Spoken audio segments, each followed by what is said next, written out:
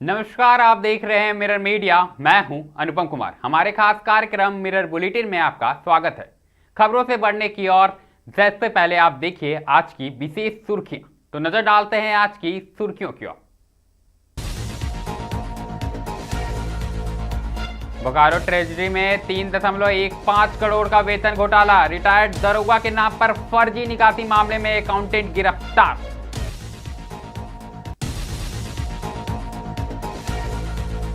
आसनसोल में मोदी की विशाल रैली, सुरक्षा कड़ी, 1 लाख से ज्यादा भीड़ जुटने की संभावना।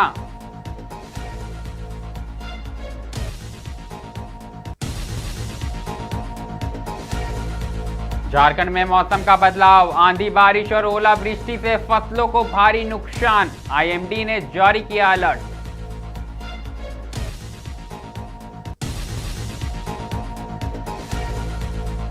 बिहार में सियासी भूचाल, सीएम नीतीश कुमार के इस्तीफे के संकेत, नए मुख्यमंत्री पर मंथन।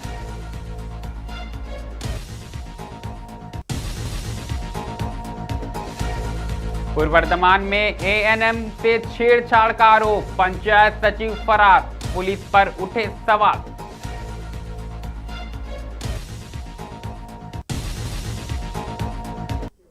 अब खबरें विस्तार से। सबसे पहली खबर बोकारो से आई है। आपको बता दें कि कोषागार से पुलिस विभाग के वेतन मद में 3 करोड़ 15 लाख रुपए की फर्जी निकासी का बड़ा घोटाला सामने आया है, जिसके बाद प्रशासनिक महकमे में हड़कंप का माहौल है। जानकारी के अनुसार बीते 20 महीनों के दौरान रिटायर्ड दरोगा उपेंद्र सिंह के नाम पर इस्तेमाल कर यह राशि फर्जी तरीके से निकाली गई। जांच में पुलिस विभाग के अकाउंटेंट कौशल पांडे की भूमिका सामने आने के बाद पुलिस ने उसे गिरफ्तार कर जेल भेज दिया है। प्रारंभिक जांच में यह खुलासा हुआ है कि आरोपी ने कथित मिलीभगत के तहत यह रकम अपनी पत्नी अनु पांडे के बैंक खाते में ट्रांसफर की थी। मामले की गंभीरता को देखते हुए उपायुक्त अजयनाथ झा ने संज्ञान लेते हुए ट्रेजरी कार्यालय और पुलिस डीडीओ कार्यालय के सभी दस्तावेज जब्त करने के निर्देश दिए थे, जिसके बाद कहीं न कहीं संदिग्ध स्थिति में इस व्यक्ति को गिरफ्तार किया है और एक एक जो पेपर है उसकी गहनता से जांच की जा रही है। ऐसा अनुमान लगाया जा रहा है कि इस घोटाले में कई बड़े नाम सामने आ सकते हैं, लेकिन एक के बाद एक हर एंगल से फिलहाल जांच जारी है और पूरे प्रशासनिक महकमे में हड़कंप का माहौल है।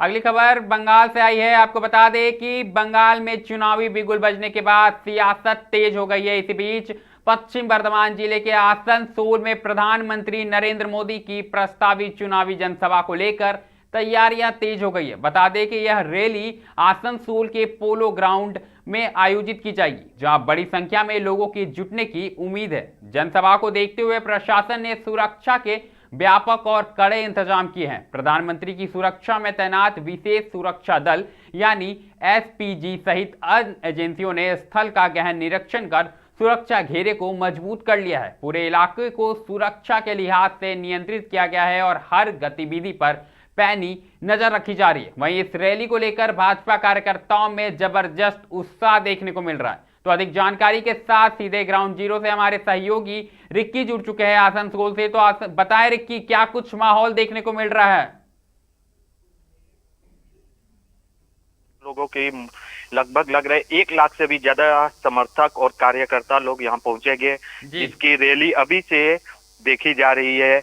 आ रहे हैं अपने समर्थकों लोगों के साथ, पूरा जोश की गर्मी के साथ नजर आ रहे हैं। उसके बाद यहाँ से 9 सीटों पश्चिम बर्धमान से जो विधायक भाजपा के विधायक खड़े हुए हैं, उनके समर्थक में मोदी जी आज यहाँ से संबोधित करेंगे। देखा जा रहा है कि आप हमें ये बताएं कि सबसे पहले ये बताएं कि प्रधानमंत्री कब तक पहुंच सकते हैं आसनसोल और कितने बजे का कार्यक्रम है, कितने देर तक वो यहाँ पर ठहरने वाले हैं? यहाँ करीब 1:30 बजे के कार्यक्रम में मोदी जी यहाँ से संबोधित करेंगे पोलो ग्राउंड से, आसनसोल के पोलो ग्राउंड से। उसके बाद ये मोटा मोटी आधा घंटा तक यहाँ मोदी जी रहेंगे। उसके बाद यहाँ से अपने कार्यकर्ता और समर्थक लोगों को अपने भाषण में बताएंगे और उसके बाद फिर यहाँ से हुगली के लिए रवाना होंगे। जो बिल्कुल हुगली के लिए रवाना होंगे, लेकिन सवाल रहेगा रिक्की आपसे कि एक तरफ जहां तृणमूल अपना प्रचार प्रसार कर रही है, इसी बीच चुनावी माहौल में प्रधानमंत्री का बंगाल पहुंचना कि कई मायनों में बड़े संदेश दे रहा, क्या कुछ कहिएगा? इसके प्रधानमंत्री इससे पहले 2014 में आए थे अपने समर्थक के लिए, जो जिसने बाबुल सुप्रियो के लिए कहा था मुझे बाबुल चाहिए। उसके बाद ये फिर 2014 के बाद 2026 में आए।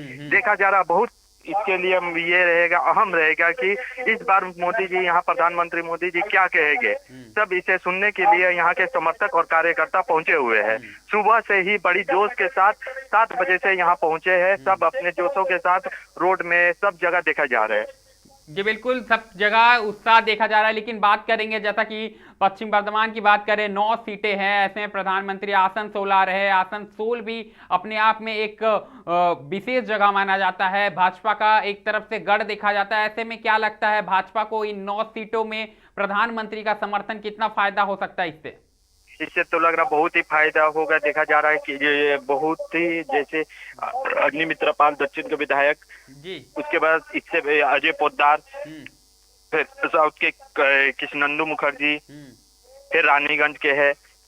तो देखा जा रहा है, देखा जाए कितने फायदा मिलने वाले हैं। आपसे संबोधित करेंगे, देखते हैं क्या हो रहा है। लेकिन अगर एक तरफ बात करें रिक्की, तो इससे पहले अगर हम गृह मंत्री अमित शाह की रैली की बात करें तो साफ तौर पर कहीं ना कहीं ममता बनर्जी और गृह मंत्री अमित शाह में सीधी टक्कर देखने को मिल रही थी, तेज बयानबाजी देखने को मिल रहा था। क्या लगता है प्रधानमंत्री मोदी के आगमन के बाद भी यही स्थिति देखने को मिलेगी? एकदम यही स्थिति मिलेगी, क्योंकि आज 9 तारीख है। इसके ठीक 2 दिन बाद 12 तारीख को ठीक आसनसोल में पहुंचेगी बंगाल के मुख्यमंत्री ममता बनर्जी। देखा जाए उसमें क्या फिर ममता बनर्जी पलटवार करेगी मोदी जी का, इसमें देखा जाएगा।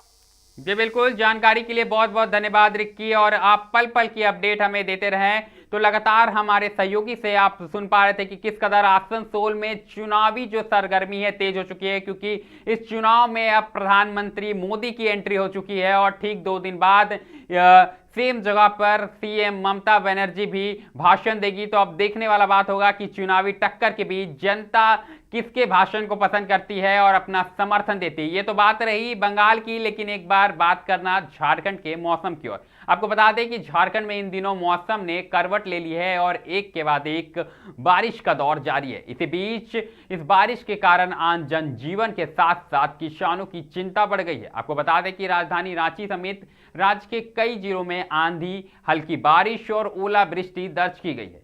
इस बदले मौसम का सबसे ज्यादा असर खेतों में खड़ी फसलों पर पड़ा है, जहां तेज हवाओं और ओलों ने भारी नुकसान पहुंचाया है। ग्रामीण इलाकों से मिल रही जानकारी के अनुसार गेहूं, सब्जी और दलहन की फसल इस मौसम की मार नहीं झेल पा रही। कई जगहों पर तो फसलें गिर गई, जिससे किसानों को आर्थिक नुकसान होने की संभावना है। किसान अब सरकारी मदद और मुआवजे की मांग कर रहे हैं। वहीं अगर मौसम विभाग की माने तो राज्य में मौसम अभी पूरी तरह स्थिर नहीं हुआ है। विभाग ने आज भी कई जिलों के बारिश और आंधी तूफान के साथ साथ वज्रपात का अलर्ट जारी किया है। लोगों को सतर्क रहने और सुरक्षित स्थान पर रहने की सलाह भी दी गई है। तापमान में हालांकि गिरावट दर्ज की गई है। आपको बता दें कि झारखंड के अधिकांश जिलों में अधिकतम तापमान 30 डिग्री सेल्सियस से नीचे आ गया है, जिससे गर्मी से थोड़ी राहत जरूर मिली। वहीं पिछले 24 घंटे की बात करें तो न्यूनतम तापमान में 18 से 20 डिग्री के बीच स्थिति देखने को मिली। मौसम वैज्ञानिकों का कहना है कि अगले 24 से 48 घंटों तक राज्य में इसी तरह मौसम बरकरार रह सकता है। ऐसे में किसानों और आम लोगों के लिए विशेष सावधानी बरतने की अपील की गई है।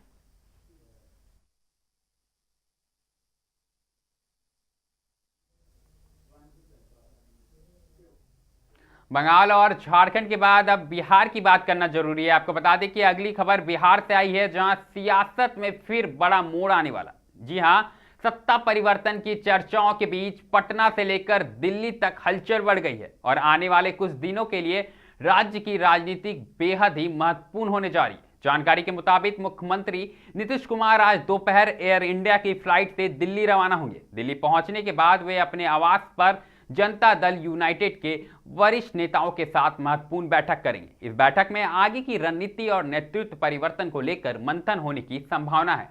साथ ही राज्य के मंत्री विजय कुमार चौधरी ने पहले ही जानकारी दी थी कि नीतीश कुमार 9 अप्रैल को दोपहर 3:20 में दिल्ली जाएंगे और 10 अप्रैल को राज्यसभा सदस्य के लिए शपथ ग्रहण करेंगे। इसे सियासी बदलाव की बड़ी कड़ी के तौर पर देखा जा रहा है। सूत्रों की माने तो 12 अप्रैल को नीतीश कुमार के पटना लौटने के बाद 13 अप्रैल को कैबिनेट की आखिरी बैठक हो सकती है। इसके अगले दिन यानी 14 अप्रैल को उनके मुख्यमंत्री पद से इस्तीफा देने की संभावना जताई जा रही है। वहीं 15 अप्रैल को बिहार में नई सरकार के गठन की तैयारियां हैं। दिल्ली में होने वाली बैठकों में बिहार के अगले मुख्यमंत्री के नाम पर अंतिम फैसला लिया जा सकता। इस बीच विजय चौधरी के बयान ने अटकलों को और हवा दे दी है। उन्होंने संकेत दिया था कि जिस नाम की चर्चा मीडिया में चल रही है उसी पर मुहर लग सकती है। फिलहाल सबसे आगे जो नाम है वो है सम्राट चौधरी का। हालांकि आधिकारिक घोषणा अभी बाकी है, लेकिन राजनीतिक गलियारों में उनकी दावेदारी को मजबूत माना जा रहा है।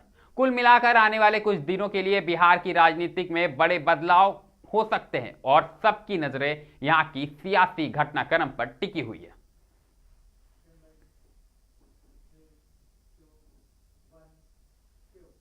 रुक एक बार फिर पश्चिम बंगाल का करेंगे। आपको बता दें कि बड़ी खबर आ रही है पश्चिम बंगाल से, जहां कालना ब्लॉक नंबर 2 के धामास ग्राम पंचायत में पंचायत सचिव पर छेड़छाड़ का गंभीर आरोप लगा है। आरोप है कि 26 मार्च को बलिंदर सब हेल्थ सेंटर में एक एएनएम के साथ उस समय छेड़छाड़ की गई जब ऑफिस में वह अकेली थी।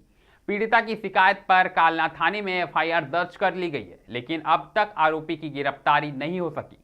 आरोपी सनातन गोस्वामी घटना के बाद से ही फरार बताया जा रहा है। वहीं मामले को लेकर प्रशासन की कार्यशैली पर अब गंभीर सवाल उठने लगे हैं। इधर पीड़िता ने न्याय की मांग की है और प्रशासन पर सवाल उठाते हुए कई अहम सवाल दिए हैं।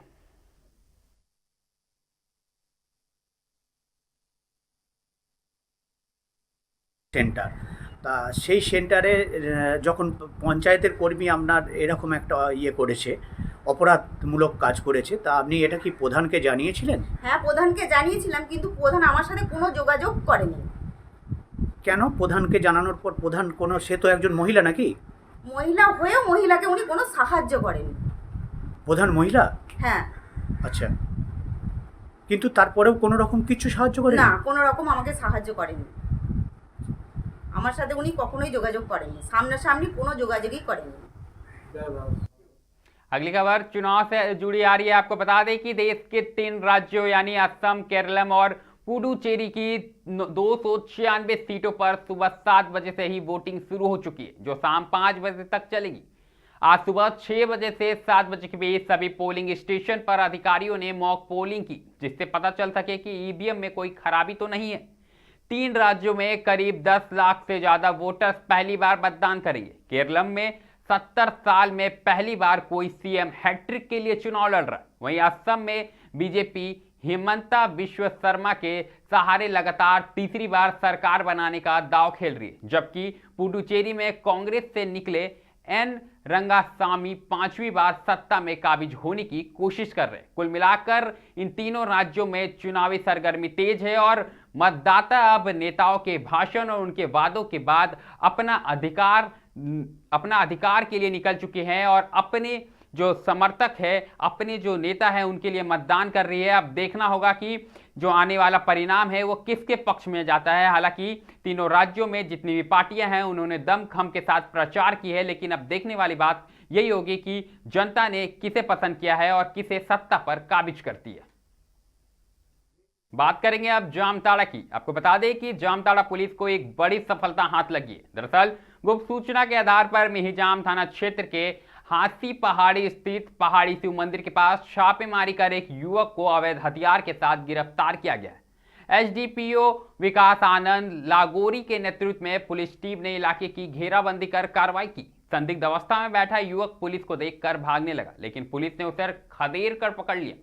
गिरफ्तार आरोपी राहुल राज के पास से एक देशी पिस्टल, मैगजीन, 8 जिंदा कारतूस और मोबाइल फोन बरामद हुआ है। पुलिस ने आर्म्स एक्ट के तहत मामला दर्ज कर आरोपी को न्यायिक हिरासत में भेज दिया है। आपको बता दें कि आरोपी का ऐतिहासिक रिकॉर्ड भी रहा है, वो कई बार जेल जा चुका है, लेकिन कहीं ना कहीं इस बार फिर उसकी दोबारा से गिरफ्तारी की गई है और ये पता लगाने का प्रयास किया जा रहा है कि आखिरकार उसकी मंशा क्या थी और वो किस कांड में शामिल होने वाला था। आर्थिक जो है सच ऑपरेशन में हम लोगों ने बरामद किया है। और ये जो राहुल राज है इसका आपराधिक इतिहास भी है जो 2025 का है। और पहला इन्वेस्टिगेशन में यही बात सामने आया कि ये कुछ नया करने का आपराधिक षड्यंत्र रच रहा था। तो इस पे अनुसंधान जो है आगे चल ही रही है। कड़ी जो है जैसे जैसे आगे बढ़ती जाएगी हम लोग कड़ी को हम लोग जोड़ देंगे। इसमें अनुसंधान चल ही रहा है। बरामद किया कहाँ उपलब्ध हुआ? हथियार जो है हंसी पहाड़ी का जो शिव मंदिर है, शिव मंदिर के पास में ही लड़का जहाँ बैठा हुआ था इसके कमर में घुसा हुआ था। पूर्व में कौन सा मामला में? पूर्व में है 17-25 का एक मामला है निजाम का, जिसमें यादव जी के बेटे को ऊपर जो गोली चली थी उसमें भी अभियुक्त ये रह चुका है। ये बेल पे बाहर आया हुआ था। सर ये इतना इजी अवेलेबल हो जा रहा है इन लोगों के पास हथियार, ये लोग कहाँ से सर प्रोवाइड, मतलब थोड़ा सा इसका तो बड़ा गैंग होगा सर। इसीलिए हम लोग कोशिश कर रहे हैं कि ऐसी कोई भी सूचना आती है जिसका हम सत्यापन करके इस तरह की वारदात को हम लोग।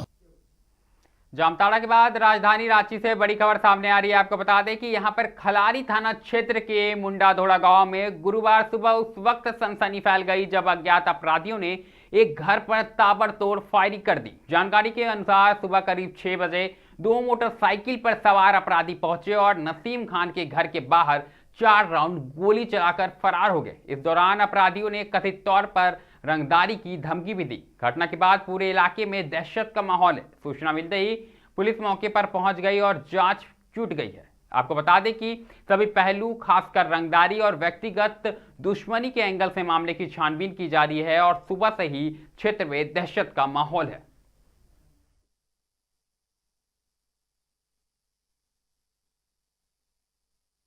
सर क्या हुआ था, कितने बजे तक घटना है? 6 बजे। क्या हुआ था? और दरवाज़ा खोलो। अच्छा, और दरवाज़ा खोलो और उसके बाद मैं दरवाज़ा पूरा ताकत लगाया तो दरवाज़ा को खोलने नहीं सका तो फायरिंग करके चले गए। कितना गोली चला है? 4 गोली। क्या काम करते हैं आप? ड्राइविंग करते हैं, गाड़ी चलाते हैं। कभी किसी से कोई कुछ नहीं। क्या नाम हुआ आपका? नसीम खान। अगली खबर भी राजधानी रांची से है, जहां नामकुम थाना क्षेत्र में पुलिस ने बड़ी कार्रवाई करते हुए ड्रग्स तस्करी और चोरी के एक गिरोह का पर्दाफाश किया। दरअसल हाई टेंशन ग्राउंड में अड्डाबाजी और नशे की खरीद बिक्री की सूचना पर पुलिस ने छापेमारी कर 3 आरोपियों को गिरफ्तार किया। गिरफ्तार आरोपियों की पहचान रमीज राज, मोहम्मद अब्दुल और मोहम्मद जफीर उर्फ राहा के रूप में हुई है। पुलिस के मुताबिक तीनों को ब्राउन शुगर के तस्करी के आरोप में पकड़ा गया। पूछताछ के दौरान आरोपियों ने गुमला और पिठोरिया इलाके में बकरी और गो चोरी की कई वारदातों में शामिल होने की बात कबूल की है। पुलिस ने बताया कि यह गिरोह कार के जरिए ब्राउन शुगर की सप्लाई और पशु चोरी की घटनाओं को अंजाम देता था। तीनों आरोपियों का आपराधिक इतिहास भी सामने है। फिलहाल पुलिस पूरे नेटवर्क की जांच में जुटी हुई है।